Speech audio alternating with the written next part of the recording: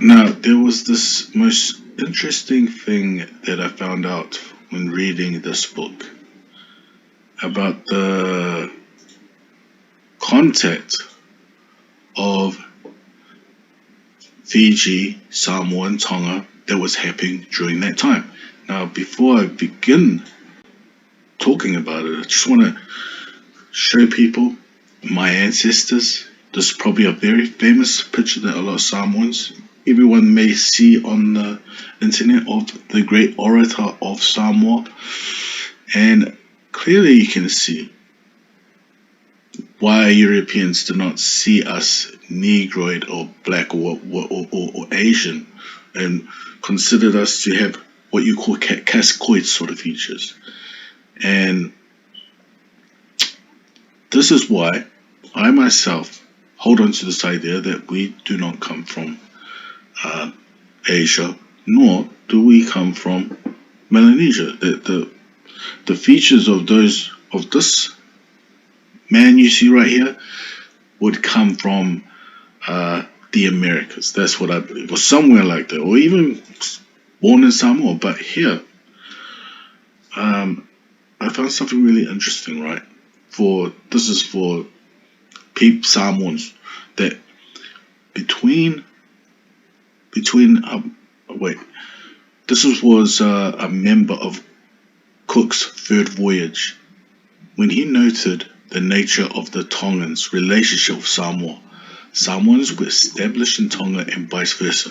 So clearly we see here that there was no such thing as Samoans and Tongans. We were one people before Europeans came. This whole idea of Samoa and Tonga was split up. I even would put into that category there there was parts of Fiji that was part of this kingdom of Polynesia. That's how I see it. Of this one of this race, there was this little kingdom of this race between 1840 and 1842. The beachcomber John Jackson, who stayed in Taii and later the various Fijian islands. While in Tonga, he heard Samoan words such as Tamaloa, a chief man, Taime, a chief woman, common to be seen.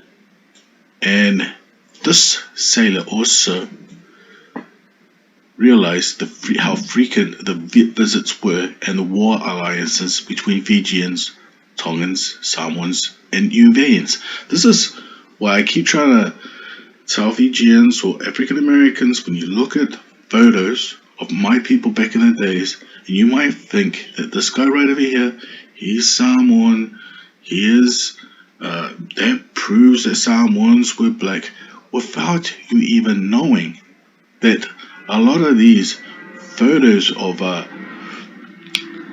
so-called Samoans were probably Fijians or Tongans.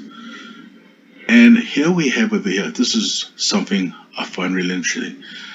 A Tongan chief visiting Te Vuni, a Fijian chief preparing a local war, replies to another Fijian chief asking for help that he will come with his men, among whom there are Tongans, Samoans, and Uvaeans in Rewa.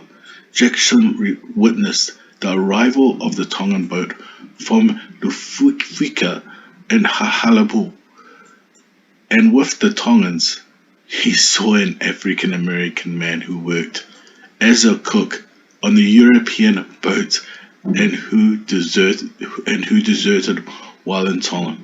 So the funny thing is, when I was reading this, was if the African American man would have been mistaken, if Tongans were mistaken for African or African American, then how the heck did this guy, this white man, was able to tell the difference between Tongans and an African American?